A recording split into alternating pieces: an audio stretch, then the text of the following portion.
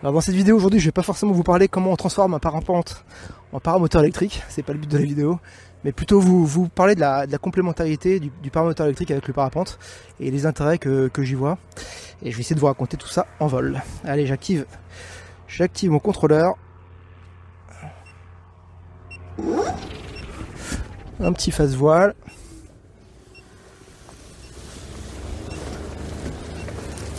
Hop.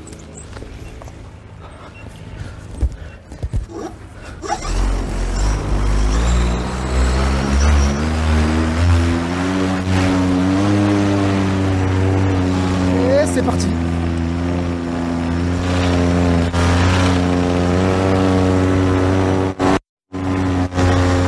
Alors dans cette vidéo, je vais vous parler un peu du paramoteur électrique et puis les similitudes que je vois avec le parapente.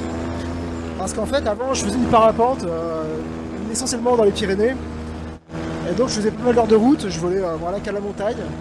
Et j'étais assez frustré de ne pas pouvoir voler en fait entre deux périodes. Et en plus de ça, j'ai déménagé à Nantes. Et à Nantes, voilà, de la montagne, des Pyrénées ou des Alpes, ça commence à faire un peu loin. Et donc j'ai découvert le paramoteur. Et donc j'ai appris le paramoteur à Saint-Georges-de-Montaigu, de l'école Atlantique Paramoteur. Et ça m'a permis de revoler facilement, parce qu'en fait de chez moi c'est à 20 minutes. Et donc ça c'est vraiment cool, de retrouver les sensations de voler. Alors le but c'est pas de vous dire que le paramoteur va remplacer le parapente, c'est deux choses vraiment différentes. Mais c'est de vous montrer que le paramoteur ça peut aussi être un complément intéressant au parapente. Et en tout cas moi quand j'habitais en région parisienne, si j'avais pu trouver cette alternative en fait entre deux vols, ben, je l'aurais saisi sans problème. Alors quand j'ai commencé le paramoteur il y a 4 ans à Montaigu, en fait c'était que des paramoteurs thermiques. Donc j'ai appris sur un paramoteur thermique. Et finalement dès le premier vol j'étais assez déçu à cause du bruit et des vibrations, de la mécanique, de l'essence. C'est pas le truc que je recherchais en fait en paramoteur. Le but c'était vraiment de voler comme en parapente. Alors ça remplacera jamais le parapente, c'est clair. Mais à partir des premiers vols, je me suis dit c'est vraiment dommage parce que c'est vraiment une super occasion de voler facilement près de chez soi. En fait, à partir d'un champ, on peut voler à partir d'un champ. Du moment qu'on a l'accord du propriétaire, on peut voler un peu d'où on veut, puis du moment où on respecte les espaces aériens. Et donc quand j'ai commencé en paramoteur thermique, je me suis dit c'est vraiment dommage de ne pas avoir un paramoteur électrique.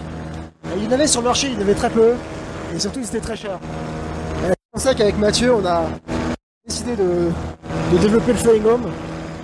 Et grâce à ça, en fait, donc Flying Home, je rappelle, il y a vraiment une partie qui est open source et une partie qui est commerciale.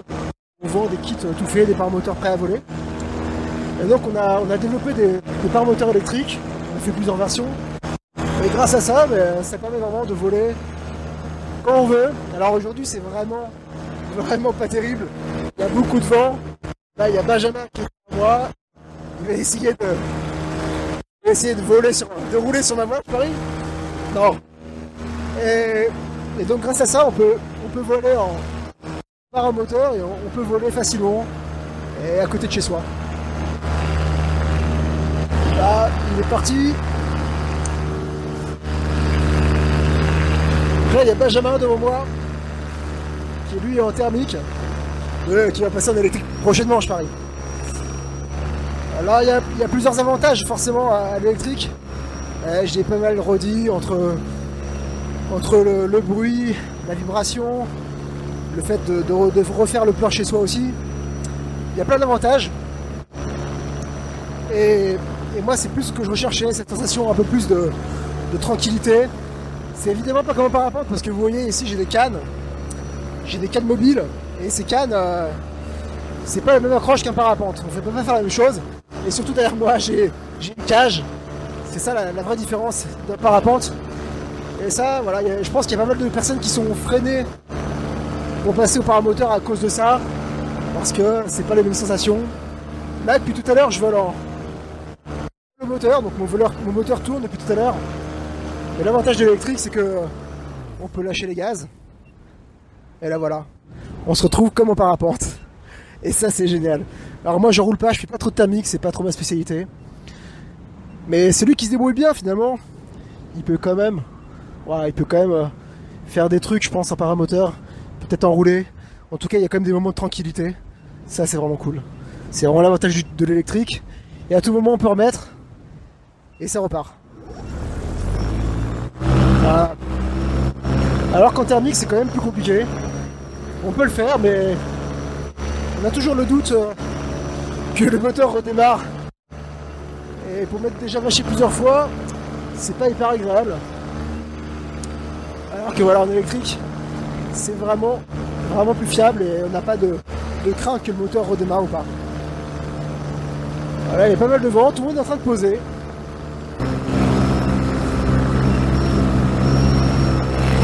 Voilà, alors c'est une petite vidéo tout simple. Le but c'était d'expliquer en l'air un peu l'analogie que je faisais entre parapente et paramoteur, en tout cas l'extension possible du paramoteur avec le parapente. Et je pense que l'électrique ça peut vraiment réconcilier les parapentistes avec le paramoteur. Moi quand je faisais du parapente, je voyais déjà des paramoteurs qui avaient des énormes batteries, ça volait un quart d'heure. Là maintenant on commence à voler 1 heure, donc ça commence à être plus intéressant. Et donc on peut monter, on peut vite monter et puis s'amuser un peu en l'air, lâcher, couper le moteur, puis s'entraîner un peu à la voile. Voilà, c'est ça l'avantage du paramoteur électrique, c'est d'être en complément. Bon allez, je vais poser. Vous allez voir comme ça un petit posé avec un bon vent. Là ça souffle vraiment pas mal.